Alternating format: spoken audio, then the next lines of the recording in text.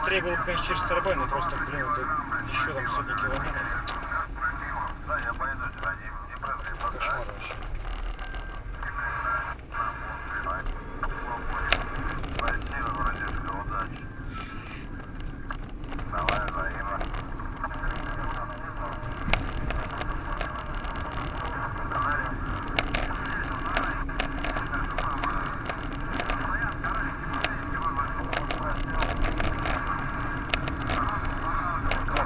Ездить тогда, получается, южным маршрутом все-таки. Бураева, такое. Либо, если через Нурлат, вот там вот, наверное, там через Красноярка, там вот это вот дело обходится стороной.